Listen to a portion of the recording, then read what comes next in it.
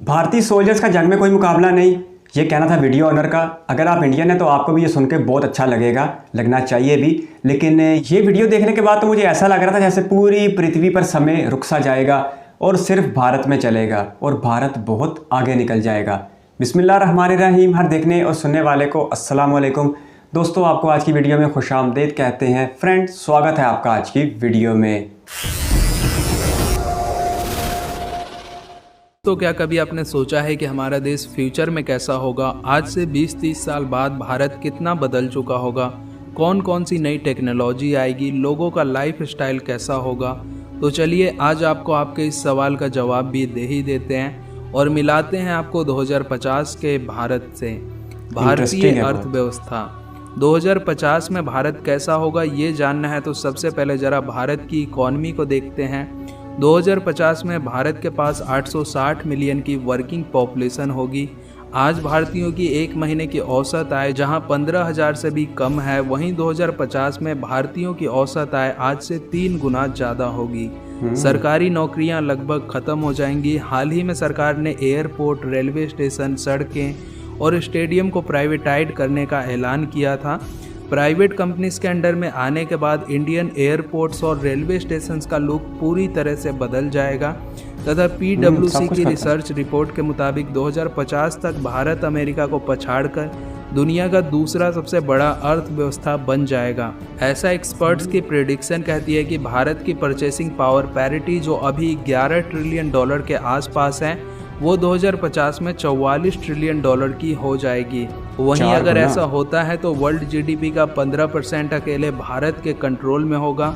लेकिन इस नंबर को पाना आसान नहीं होने वाला है दोस्तों, क्योंकि दुनिया की दूसरी सबसे बड़ी अर्थव्यवस्था बनने के लिए पहले सरकार को देश में वेल्थ गैप को कम करना होगा और इकोनॉमिक पॉलिसीज को और ज़्यादा ट्रांसपेरेंट बनाना होगा, वरना 2050 में दुनिया की दूसरी सबसे बड़ी अर्थव्यवस्था बनने के दावे सिर्फ दावे ही रह जाएंगे।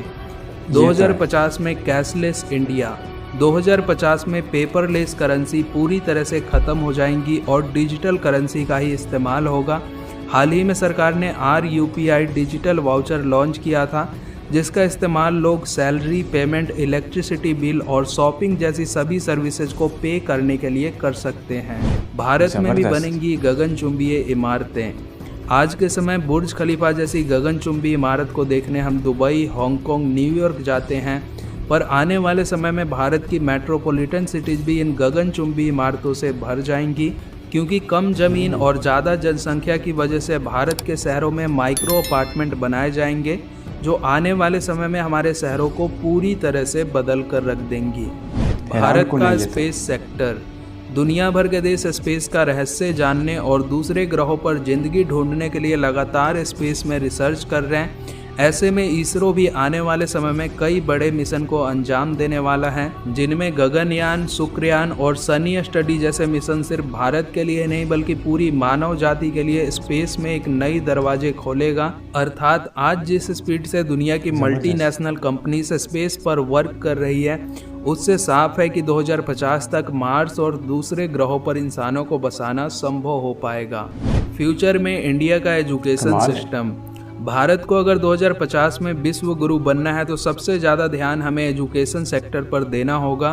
भारत ने पिछले साल ही एजुकेशन पॉलिसी में कुछ बड़े बदलाव किए हैं, जिसका फ़ायदा अगले 30 सालों में हमें मिलने वाला है, जहां सभी स्कूलों में थ्योरी से ज़्यादा प्रैक्टिकल नॉलेज पर फोकस किया जाएगा तथा नॉर्वे, अमेरिका जैसे देशों की तरह अब भारत में भी स्टूडेंट्स को हायर स्कूल के दौरान कई तरह के कोर्सेज कराए जाएंगे और कोडिंग और साइंटिफिक नॉलेज सिर्फ साइंस स्ट्रीम के बच्चों के लिए नहीं होगा, बल्कि टेक्नोलॉजी हमारे आने वाले इंडिया की पहचान बनने वाला है।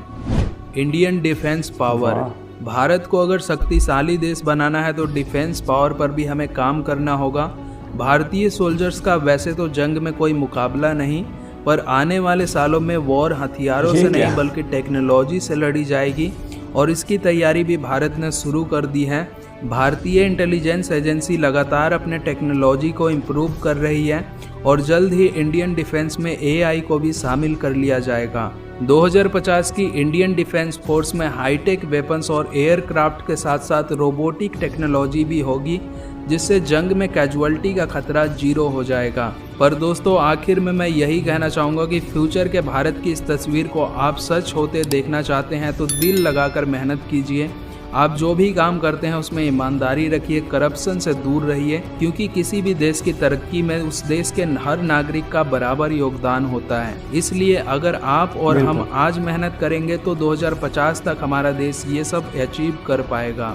इस वीडियो को देख के ऐसा लगा जैसे 2050 तक भारत दुनिया की सुपर पावर बन जाएगा, लेकिन ये सब कुछ इतना आसान नहीं होगा। इस पर ग्राउंड रियलिटी पे थोड़ी सी बात करते हैं। सबसे पहले इकॉनमी की बात करते हैं। जिस तरह वीडियो उन्होंने कहा कि जो भारत की इकॉनमी है वो आज 11 ट्रिलियन पे है, जो 4 गुना बढ़कर 44 ट्रिलियन पे पहुंच जाएगी 2050 तक। आज दुनिया भर की इकॉनमी में भारत का हिस्सा 7% है, और अगर 2050 तक ये 44 ट्रिलियन डॉलर तक पहुंच जाती है तो फिर ये पूरी दुनिया का 15% हो जाएगी। और ये इंडिया की हुकूमत की और इंडिया की रियासत की बहुत बड़ी कामयाबी होगी अगर ऐसा हुआ तो। 860 मिलियन वर्किंग पॉपुलेशन वाले स्टैटिस्टिक्स बिल्कुल ठीक है, क्योंकि 2050 तक भारत इस दुनिया का सबसे बड़ा देश होगा जिसकी आबादी चीन से कहीं आगे होगी। और 2027 के बाद यानी आज से 5 साल बाद भारत दुनिया का सबसे बड़ा मुल्क बन जाएगा। 2020 के अदादोशुमार तक जो चाइना में वर्किंग पॉपुलेशन है वो 784 मिलियन है, और इस वक्त चाइना जो है दुनिया की सबसे बड़ी आबादी है। एवरेज मंथली इनकम की बात करें तो जिस तरह वीडियो ओनर कह रहे थे कि इस वक्त भारत के जो एवरेज मंथली इनकम है वो 15,000 भारतीय रुपये है, जो 2050 तक बढ़कर 45,000 भारतीय रुपये हो जाएगी, यानी 3 गुना इसमें इजाफा होगा। लेकिन अगर आज की बात करें यानी 2022 में, तो नॉर्वे इस वक्त दुनिया का अमीर तरीन मुल्क है, जहां पर जो एवरेज मंथली इनकम है वो $5600 है, जो तकरीबन 4.5 लाख रुपए भारतीय बनते हैं। जबकि 2050 तक सिंगापुर के लोगों की एवरेज मंथली इनकम $1,78,000 एनुअली यानी कि सालाना, और जो तकरीबन 1,36,00,000 भारतीय रुपए बनते हैं वो सालाना तक होगी सिंगापुर के लोगों की एवरेज मंथली इनकम, जो कि भारत वालों से बहुत ज़्यादा होगी। इसलिए लोग आम हिंदुस्तानियों की जेब को लेकर तो 2050 तक भी इतना ज़्यादा फर्क नहीं पड़ेगा। इस वीडियो के मुताबिक 2050 तक गवर्नमेंट जॉब्स ख़त्म हो जाएंगी। अगर 2018 तक के दादोशुमार की बात की जाए तो इंडिया में तकरीबन 32 लाख सिविल मुलाजिमीन है, और इंडियन जो अफवाज है यानी कि जो इंडिया की तीनों अफवाज हैं वो इसके अलावा हैं तादाद में। और आर्मी तो गवर्नमेंट के इंस्टीट्यूट के तौर पर हमेशा मौजूद रहेगी। भारत नहीं, दुनिया का कोई भी देश हो वो अपनी आर्मी को ख़त्म करने का तस्वुर भी नहीं कर सकता। अनएम्प्लॉयमेंट यानी बेरोजगारी आज भी इंडिया का एक बड़ा मसला है, और शायद 2050 तक भी रहे, क्योंकि दिसंबर 2021 तक के दादोशुमार के मुताबिक इंडिया में 53 मिलियन लोग यानी कि 5,30,00,000 भारतीय बेरोजगार थे। कुछ अर्सा पहले इंडियन रेलवे में 63,000 सीटें जो है अनाउंस की गई, जिसके लिए 19 मिलियन भारतीय यानी 1,90,00,000 भारतीयों ने दरखास्तें जमा कराई हैं। तो इंडिया में अनएम्प्लॉयमेंट यानी बेरोजगारी की संगीन नौयत का अंदाज़ा हमें इस बात से होता है।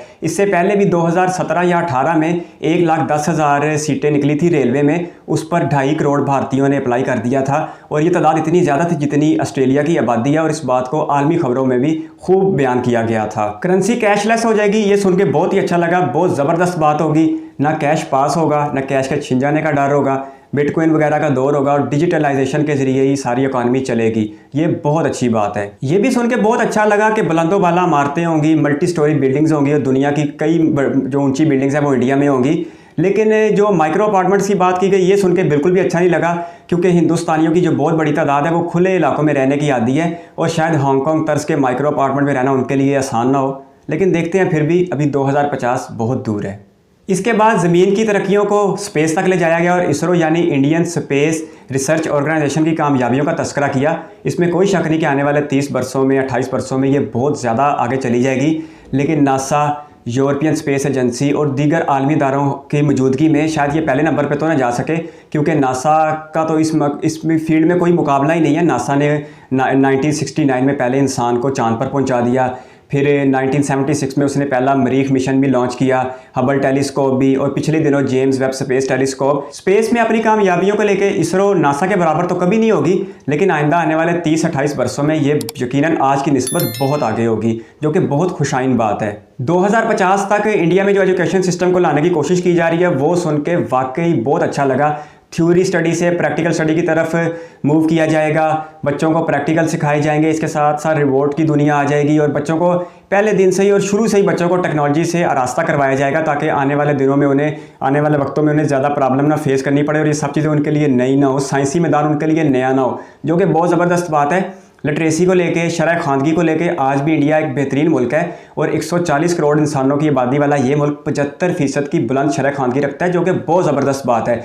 और 2050 तक अगर दादोशुमार देखें तो 90% से ऊपर यानी मोर देन 90% तक टारगेट है इंडिया की हुकूमत का कि वो 2050 तक अपनी लिटरेसी रेट को यहाँ तक ले जाएं। अगर ऐसा होता है तो ये वाकई ही इंडियन गवर्नमेंट की और इंडियन स्टेट की बहुत बड़ी कामयाबी होगी और हम इस कामयाबी के लिए दुआ गो भी हैं। भारतीय सोल्जर्स का जंग में कोई मुकाबला नहीं, ये कहना था वीडियो ऑनर का। अगर आप इंडियन हैं तो आपको भी ये सुन के बहुत अच्छा लगना चाहिए भी, लेकिन ये मेरा ख्याल है कि रियलिटी से इतना ज़्यादा करीब नहीं है कि पूरी दुनिया वालों को भी सुन के इतना ही अच्छा एहसास हो जितना कि एक हिंदुस्तानी को सुन के ऐसा एहसास होता है। क्योंकि रशिया, अमेरिका और चाइना, इन 3 बड़ी ममालिक की अफवाज की मौजूदगी में भारत इतनी जल्दी तो आगे नहीं पहुँचेगा, लेकिन फिर भी ये सच है कि भारत मिलिट्री पावर में दुनिया की चौथी बड़ी ताकत है। और मुस्तकबिल में होने वाली जंगों में AI यानी आर्टिफिशियल इंटेलिजेंस की बात की गई। जंगों के मैदान में आर्टिफिशियल इंटेलिजेंस की मौजूदगी का मतलब है कि ना मरने वाला इंसान है और ना मारने वाला। और लास्ट में वीडियो उन्होंने बिल्कुल ठीक कहा कि आप अगर एक हिंदुस्तानी है, चाहे जिस मर्जी छोटे दर्जे का काम करते हैं, जो मर्जी छोटे से छोटा काम भी करते हैं, लेकिन मुल्क की तरक्की में आपका भी हिस्सा होगा। और ये सच है कि अगर एक मुल्क तरक्की करता है तो वो अपने ही अवाम के सर पे तरक्की करता है। कोई बाहर से आके उसको कोई कामयाबी के नुस्खे नहीं बताता, आम लोग ही तरक्की करके अपने मुल्क को बहुत आगे ले जाते हैं। वीडियो ऑनर की इस बात की तशरीह पोएट ऑफ ईस्ट यानी अल्लामा मोहम्मद इकबाल ने भी की थी और कहा था, अफराद के हाथों में है अक़वाम की तकदीर, हर फर्द है मिल्लत के मुकद्दर का सितारा। अगर वीडियो में दिखाया गया सब कुछ सच भी साबित हो जाता है तो भी हमें ये बात याद रखनी चाहिए कि समय हर एक के लिए बराबर होगा, यानी पूरी दुनिया के ऊपर 2050 आएगा। इसका मतलब ये नहीं है कि सिर्फ भारत में 2050 आएगा और दुनिया 2022 पे स्टिल हो जाएगी। उस वक्त तक हम जापान को भी बहुत आगे देखेंगे, अमेरिका, चाइना, यूरोपीय मालिक और अरब मालिक को भी बहुत ज़्यादा आगे देखेंगे। अरब ने तो ये जो शहर बसा रहे हैं न्योम के नाम से, उसका तो कोई सानी नहीं है और वो 2030 तक के जो विजन 2030 है उसका हिस्सा है। उस शहर के होते तो शायद इस दुनिया में जदीद तरीन शहर ना हो, लेकिन फिर भी हम दुआ गो हैं और हम ये उम्मीद करते हैं कि जो वीडियो में दिखाया गया भारत का मुस्तकबिल इतना ही रोशन हो। आपके कीमती वक्त का शुक्रिया। अगर आप भी किसी वीडियो पर रिएक्शन चाहते हैं तो अपनी कीमती राय कमेंट बॉक्स में ज़रूर दीजिएगा। अल्लाह हाफिज़।